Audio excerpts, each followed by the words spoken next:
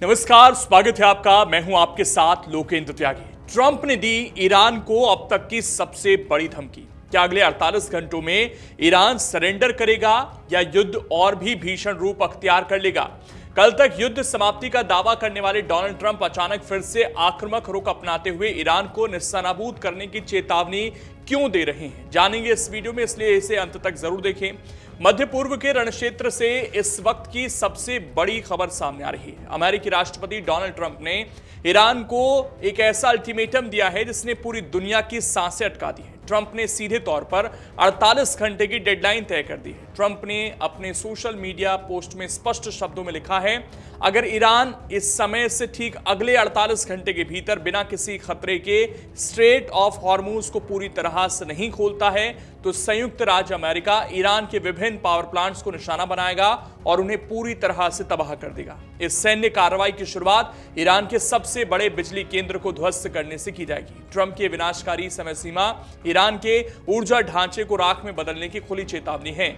Washington ने Tehran को साफ कर दिया है कि यदि समुद्री मार्ग अवरुद्ध रहा तो अमेरिका उसके पूरे पावर ग्रिड को ठप कर देगा। विशेषज्ञों का मानना है कि ट्रंप की रणनीति ईरान की अर्थव्यवस्था और आम जनजीवन की कमर तोड़ने के लिए तैयार की गई है, क्योंकि हॉर्मुज जलमार्ग वैश्विक कच्चे तेल की आपूर्ति की लाइफलाइन है। इसीलिए वहां जारी तनाव से अंतर्राष्ट्रीय बाजार में तेल की कीमतें आसमान छू रही हैं। घरेलू और वैश्विक दबाव के बीच अब ट्रंप कूटनीति के बजाय सीधे सैन्य कार्रवाई के मूड में नजर आ रहे हैं। हालांकि ट्रंप की यह धमकी जितनी गंभीर है उतनी ही विरोधाभासी भी लगती है, क्योंकि इस पावर प्लांट वाली चेतावनी से ठीक पहले ट्रंप एक अलग ही राग अलाप रहे थे और दावा कर रहे थे कि उनका मिशन लगभग पूरा हो चुका है और अब वो मिडिल ईस्ट में सैन्य अभियान को खत्म करने पर विचार कर रहे हैं। अपने बयान में उन्होंने कहा था कि ईरान की मिसाइल क्षमता को काफी हद तक खत्म कर दिया गया है, उसकी रक्षा उत्पादन प्रणाली को नुकसान पहुंचाया गया है और उसकी नौसेना और वायुसेना को भी कमजोर कर दिया गया है। साथ ही उन्होंने यह भी कहा कि अमेरिका अपने सहयोगी देश इजराइल, सऊदी अरब, कतर, यूएई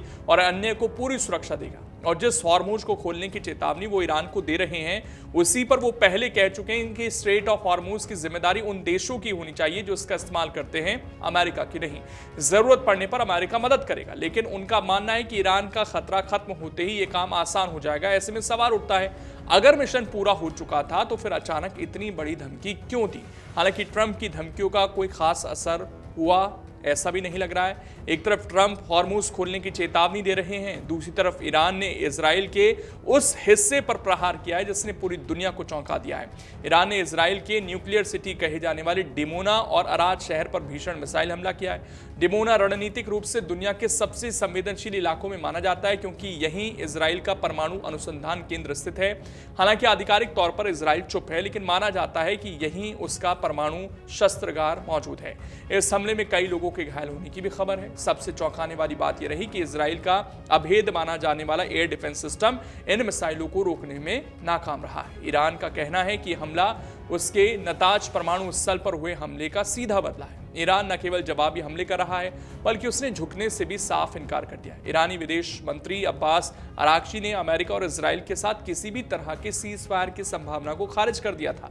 अराक्ची का कहना है कि वो केवल युद्ध विराम नहीं बल्कि दुश्मनी का जड़ से खात्मा चाहते हैं। उन्होंने अमेरिका पर झूठ बोलने का आरोप लगाते हुए वियतनाम युद्ध की याद दिलाई, जहां हार के बावजूद जीत के दावे किए गए थे। ईरानी विदेश मंत्री ने तंज कसते हुए कहा कि जब अमेरिका दावा करता है कि ईरान की वायुसेना खत्म हो गई तभी उसका एक F-35 विमान गिरा दिया जाता है। जब अमेरिका कहता है कि ईरान की नौसेना नहीं बची तो उसके अपने युद्धपोत USS गेराल्ड फोर्ड और अब्राहम लिंकन को पीछे हटना पड़ता है। ईरान ने स्पष्ट चेतावनी दी है कि यदि उसके बुनियादी ढांचे पर आंच आई तो वो बिना किसी संयम के विनाशकारी पलटवार करेगा। गौरतलब है कि 28 फरवरी से शुरू हुआ ये संघर्ष अब एक ऐसे मोड़ पर पहुंच गया है जहां से वापसी का रास्ता केवल तबाही की ओर जाता दिख रहा है। अगले 48 घंटे तय करेंगे क्या मिडल ईस्ट एक भीषण महायुद्ध की आग में झुलसेगा या फिर कूटनीति की कोई नई खिड़की यहां से खुलेगी।